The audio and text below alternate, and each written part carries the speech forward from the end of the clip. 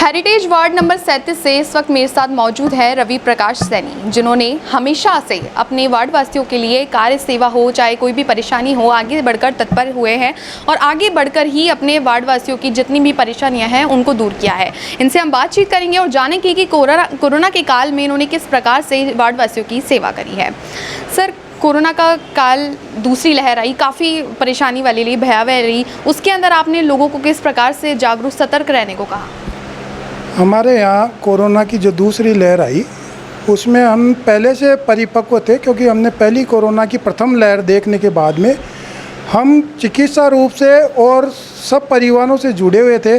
Oxygen और जो हमारे CMHO वगैरह, जो हमारे हेल्थ मिनिस्टर हैं और कलेक्टर साहब से हम टच में थे। ADM साहब ने भी हमारी मदद की और लगभग जो भी पीड़ित रहे गंभीर रूप से, जो अस्पताल गए, उनको हमने व्यवस्था सुचारू रूप से दे दी और जो घरों में जिनका उपचार हुआ उनको भी हम चिकित्सा, हमारा जो दल था वो उनसे जुड़े हुए थे, तो आशातीत सफलता हमको मिली और कैजुअलिटी हमारे यहाँ कम रही।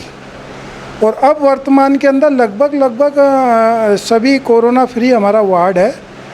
कोई नया पेशेंट आ जाता है वो एक अलग विषय है, लेकिन अब हमारे यहाँ कोरोना पॉजिटिव एक भी पेशेंट नहीं है। अब तक आपको आपके वार्ड में कितनी परेशानियां ऐसे देखने को मिली जिनका समाधान नहीं हुआ है और उनका समाधान आपने किया है आगे बढ़ के भी, और आगे ऐसी कौन कौन सी मेन जो परेशानियां देखने को मिली आपको? हमारे वार्ड में मुख्य समस्या सबसे बड़ी ये रही कि हम भारतीय जनता पार्टी से जीते हुए जनप्रतिनिधि हैं और यहाँ बोर्ड कांग्रेस सरकार का है और कांग्रेस सरकार हमसे थोड़ी सी ऐसी वैमनस्यता रखते हुए हमारे हर काम में अड़ंगा डालते हैं, वो पूरा होने नहीं देते। हमारी दो समस्याएं मुख्य हुई थी। घिया मार्ग से D सर्किल तक PhD द्वारा कार्य किया गया, पूरा रोड खोद दिया गया और लोग अस्थमा के पेशेंट हो गए। हमने बाद में आंदोलन की चेतावनी दी नगर निगम के अधिकारियों को, CEO को, महापौर को कहा कि भाई हम आंदोलन किया जाएगा और हमने तिथि तय कर दी। फिर कोरोना के समय उन्होंने हमारी मांग मांगी, PhD ने पैसा अपना बकाया था जमा कराया, नगर निगम में हमारे रोड बन गए हैं और हमने उसको आंदोलन करके सफलता प्राप्त किया। हमारे दोनों जोबनेर बाग और D सर्किल वाला क्षेत्र है, पूरा पेचवर्क का काम कर दिया गया है। लाइट व्यवस्था को देखिए, सफाई व्यवस्था को देखिए, वो किस प्रकार से अपने वार्ड में देखी जा रही है? हमारे यहाँ लाइट व्यवस्था में ज़्यादा बड़ा मुद्दा नहीं है, लेकिन जो सफाई व्यवस्था में है, 30 वर्ष पुरानी सीवर लाइनें हमारे यहाँ पर हैं। सत्ताएं दोनों प्रकार की रही हैं। बोर्ड भारतीय जनता पार्टी का भी रहा है, कांग्रेस का भी अभी वर्तमान में है, लेकिन अभी जो हमारे प्रताप सिंह खाचरियावास जो मंत्री हैं, क्षेत्रीय विधायक हैं, उन्होंने वादा किया था कि मैं नई सीवर लाइन्स को यहाँ सीवर लाइन डालूँगा, तो अभी तक तो हुआ नहीं है, लेकिन हमने पूरा प्रयास किया। आगे हमारे पेचवर्क रोड के काम पास हुए हैं, छोटी लाइनों का काम तो उन्होंने पास किया, लेकिन जो बड़ा मुद्दा है शायद राज्य सरकार तक जाएगा तब ये हमारी समस्या दूर हो पाएंगी। जी, तो इसका मतलब ये कहें कि हेरिटेज का बोर्ड बना हुआ है यहाँ से जो मेयर का, तो उससे आप पार्षदों को परेशानियों का सामना करना पड़ता है? बहुत ज़्यादा परेशानियों का सामना करना पड़ रहा है, संघर्ष करना पड़ रहा है। किशनपोल आदर्श नगर के अंदर जो विधायक हैं उन्होंने अपना सीवर लाइन रोडों का काम चालू भी करा दिया है और हमारे यहाँ पर अभी लंबित है। जो काम हमने मेहनत करके जो पास कराए हैं वो भी लंबित है।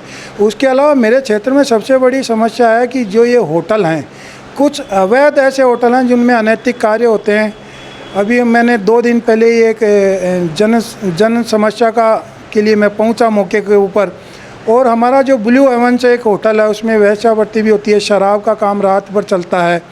तो अभी लॉकडाउन की पालना नहीं करते हुए उन्होंने कानून का उल्लंघन किया, हमने उस पर आंदोलन किया और वहाँ गिरफ्तारियाँ हुई है। लगभग 12 लोगों को उन्होंने गिरफ्तार किया और होटल मालिकों के खिलाफ उन्होंने धारा लगा करके सिंधी कैंप थाने में कार्रवाई चल रही है। और मैं हमेशा जागरूक रहूँगा, मैं जब तक यहाँ वार्ड का सेवक हूँ, ऐसे अनैतिक जो भी कार्य होंगे मैं उनके विरुद्ध आवाज़ उठाऊंगा, संघर्ष करूंगा। और मेरी टीम जो मेरे साथ में वो बिल्कुल मजबूत टीम है, जनता का मुझे पूरा सहयोग है, उन्होंने मुझे जिताया है, मैं उनके लिए संघर्ष करूंगा। आगे लोगों को कैसे जागरूक करेंगे, क्योंकि डेल्टा प्लस भी आ गया है, कोरोना की तीसरी लहर भी आ रही है, तो वार्ड वासियों को किस प्रकार से जागरूकता करेंगे? जो डेल्टा प्लस वेरिएंट आया है उसके अंदर कहा जाता है, हमने अभी CMHO डॉक्टर साहब से मीटिंग बैठकों में हमने देखा है कि जो कोवैक्सीन है, कोवैक्सीन जिसको लगी है उसको डेल्टा थर्ड का वेरिएंट का प्रभाव कम हो रहा है कोविशील्ड की बनिस्बत।